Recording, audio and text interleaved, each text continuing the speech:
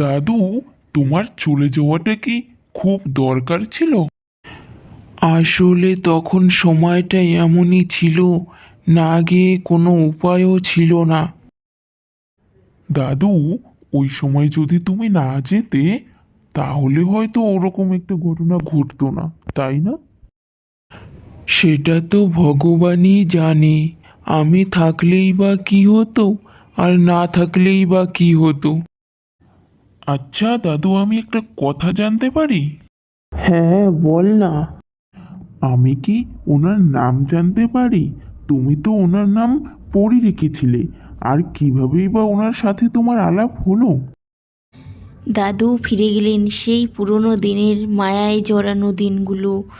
দাদুর চোখের সামনে ভেসে উঠতে লাগলো, সেই সঙ্গে ভেসে উঠতে লাগলো তার মায়ায় জড়ানো টানা টানা দুটো চোখ, অপূর্ব ঠোঁটের হাসি। অপু আর আমরা দুজনেই একই ক্লাসে পড়তাম। আজকের দিনটা বেশ ভালোই কাটলো, তাই না? সত্যি খুব ভালো লাগছে আমার আজকে।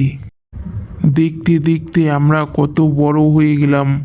আমাদের সম্পর্ক এবারে 13 বছরে পা দেবে। আমার তো মনেই হয় না, এই তো কদিন আগে আমাদের পরিচয় হলো, আর আজ দেখো 12টা বছর হয়ে গেল। সময় কারোর জন্য থেমে থাকে না। তুমি ঠিকই বলেছ, মানুষের ভালো সময় আসে আর দেখতে দেখতে নদীর জলের মতো হু হু করে চলে যায়। জানো তো, আমি মাঝে মাঝেই আমাদের সম্পর্কটার কথা ভাবি। কিভাবে কি হবে, কিভাবে বাবা মাকে বলবো, বলবো তো কি বলবো, এইসব ভেবে ভেবেই আমার কেন জানি না খুব ভয় হয়। ছাড়ো তো ওসব, ওসব সময়ের উপর ছেড়ে দাও। তুমি যেমন ভাবো আমিও তেমন সব সময় ভাবি। তবে তাড়াতাড়ি একটা কাজের ব্যবস্থা করতে হবে। একটা কথা বলবো তোমাকে, সময়ের সাথে সাথে তুমি আবার আমাকে ভুলে যাবে না তো? কেন? তোমার কি মনে হয়? বলো না, ভুলে যাবে না তো আমায়?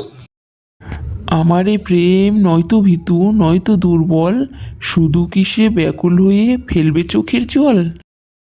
ঠিক আছে, কালকে আবার দেখা হবে। আজকে আমি বাড়ি যাই, অনেক দেরি হয়ে গেল। ঠিক আছে, সাবধানে যেও। কিছুদিন পর অপুর বাবা খুব রেগে বাড়িতে ঢোকে। সোমা, সোমা, সোমা, সোমা, কোথায় গেলে? হ্যাঁ বলো, এই তো কাজ করছিলাম। কি হয়েছে তোমার? আর কি, তোমার মেয়ের কি কোনো খোঁজ রাখো? কোথায় যাচ্ছে, কি করছে? অপু আবার কি করলো? কি আর করেছে, তোমার মেয়ে সারাদিন পাশের পাড়ার একটা বকাটে ছেলের সাথে ঘুরে বেড়ায়। তোমার আশকারা পেয়েই এসব করছে। কি বলছো তুমি? আমি তো এসব কিছুই জানি না। জানবে কি করে? আশকারা দাও আরো বেশি বেশি করে। ছি ছি ছি ছি ছি। খারাপ কিছু হলে তো শুধু আমার উপরেই দোষ পড়বে। তা পড়বে না? মেয়েকে দেখার দায়িত্ব তো তোমারই, তাই নয় কি? তুমি কোথায় দেখলে অপুকে? দেখিনি। বাজার থেকে ফেরার সময় রতন দাদা আমাকে ডেকে বলল, ছি ছি ছি ছি, ওর লেখাপড়া সব বন্ধ করে দিতে হবে। তুমি এত উত্তেজিত হইও না, আজকে বাড়ি এসুক, আমি ওর সাথে কথা বলছি।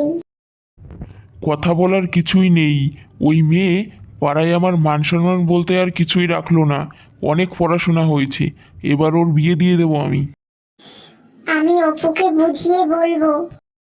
দেখো সোমা, যেটা করেছে সেটা খুবই খারাপ করেছে। আজ রতন দাদা ডেকে বলেছে, দুদিন পর পাড়ার বাকি মানুষরা ডেকে বলবে, আর এরপর আমি রাস্তায় বেরোলে পাড়ার লোকে আমাকে ছিছি করবে, আর আমি এটা কিছুতেই হতে দেব না। আর সেটা তুমি তোমার মেয়েকে ভালো করে বুঝিয়ে দিও। অপু, এসব কি শুনছি?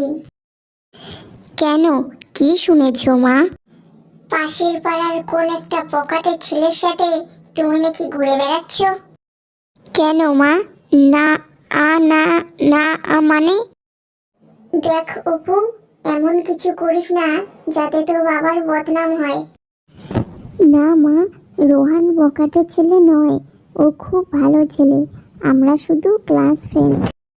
দেখ, এমন কিছু করিস না যা দেখে তোর বাবা রাগ করে। না মা, আমি এমন কিচ্ছু করব না যাতে তোমার আর বাবার সম্মান নষ্ট হয়।